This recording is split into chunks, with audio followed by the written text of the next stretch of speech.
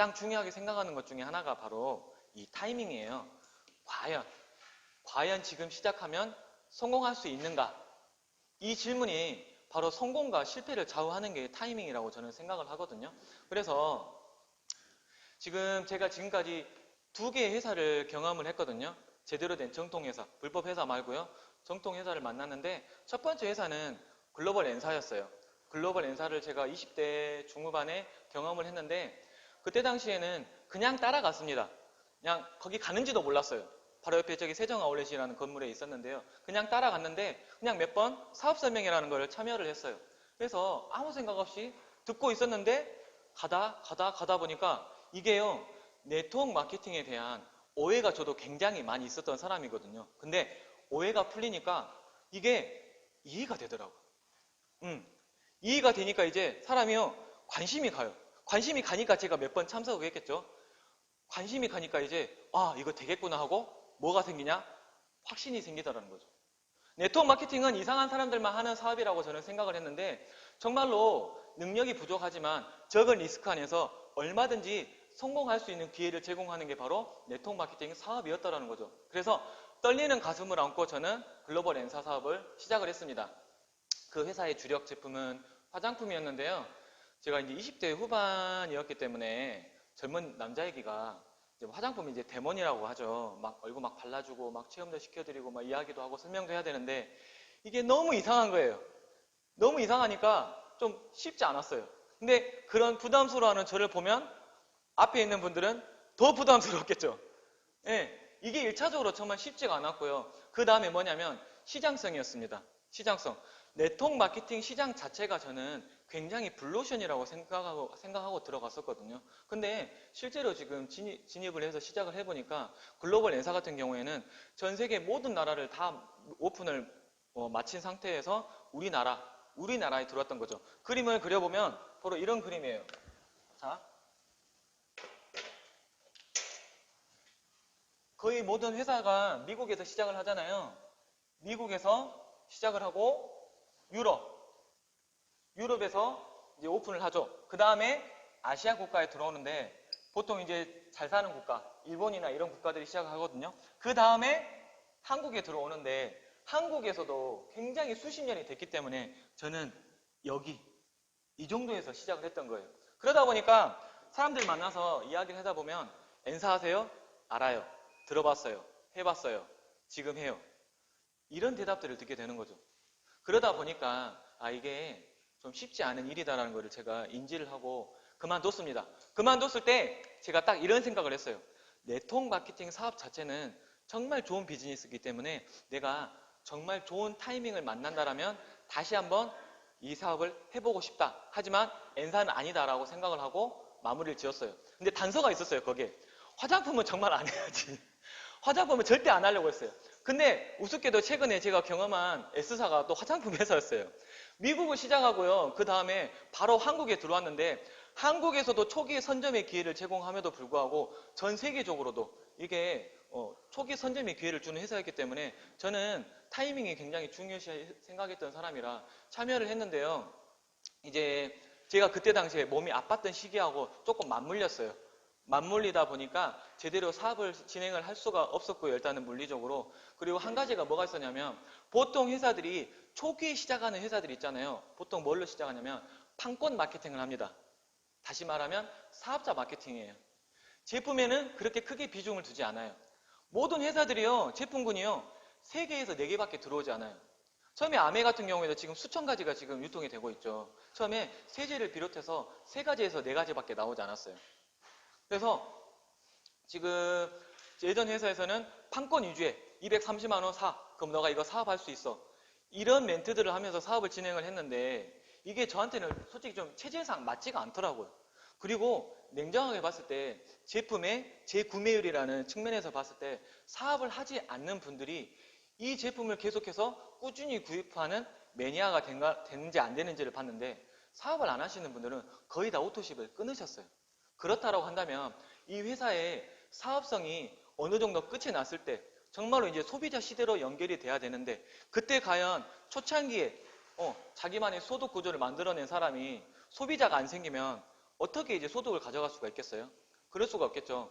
그래서 저는 쉽지 않겠다라는 생각을 하고 이제 그만뒀는데요. 저는 지금 토탈 스위스의 지금 상황을 말씀드리기 전에 이제 정리를 해서 이 그림을 한번 보여드리도록 할게요. 자, 앞에 보이시죠? 초창기에는요, 정보의 단계라고 있습니다. 회사가 오픈을 하고 정보, 말 그대로 도입기의 단계가 있어요. 이때 당시에는 회사 매출이 대략적으로 한 10억 정도 나왔을 때, 10억 미만으로 떴을 때, 이때 열심히 2, 3년 하면 수익을 정말 엄청나게 무한대로 가져갈 수 있다라고 이야기들을 하고 있죠. 그 다음에는요, 인식의 단계예요.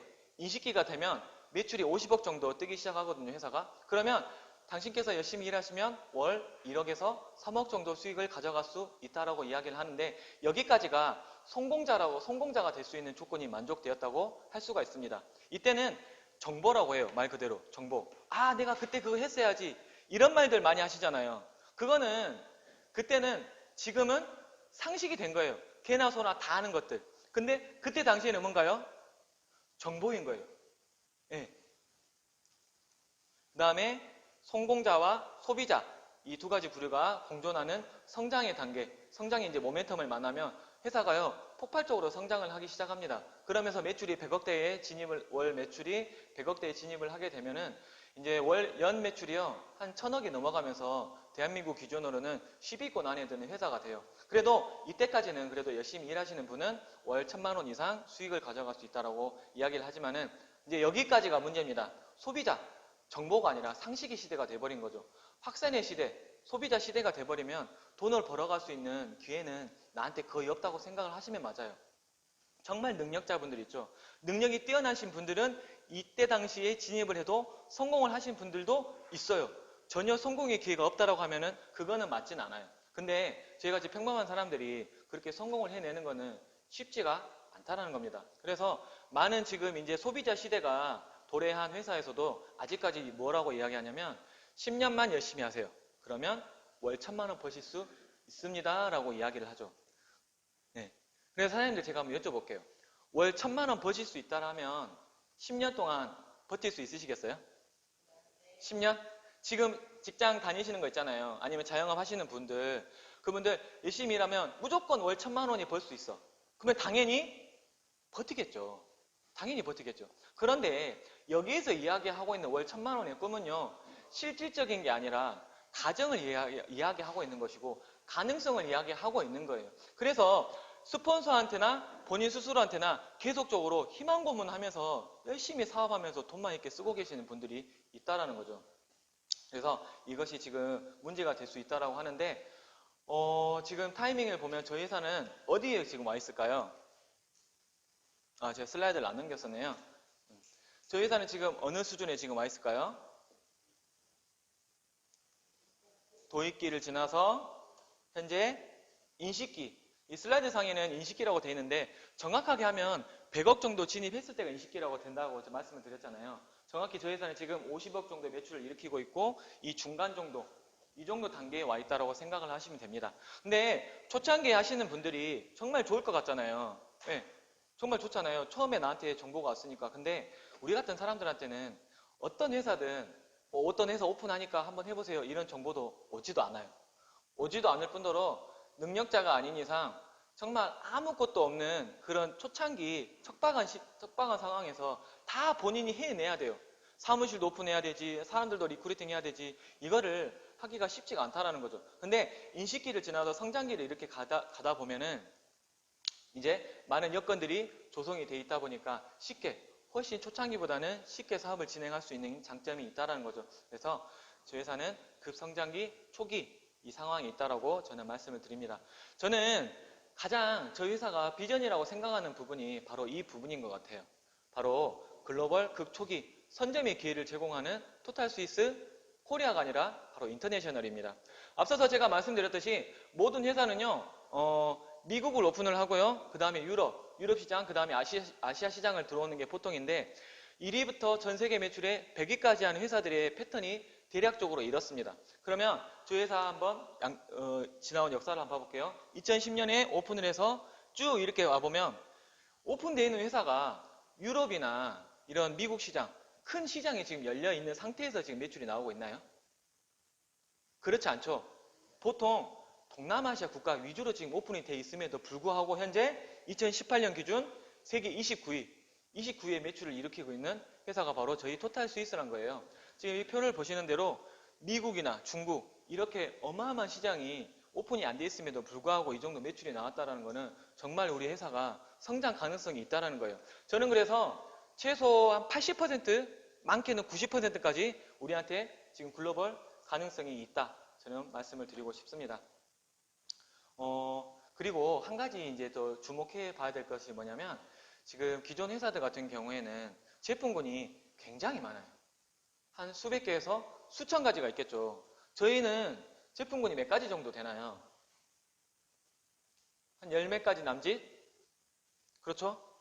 이 정도 제품군을 가지고서도 이 정도 매출을 일으킨다는 것은 그만큼 토탈 스위스가 저력이 있다는 거예요. 그래서 여기 앞에 보시는 것처럼 대한민국, 나를 기준으로 많은 나라들이 내 렉으로 들어올 수 있는 기회가 우리들한테 있다라고 저는 말씀을 드리고 있는 겁니다.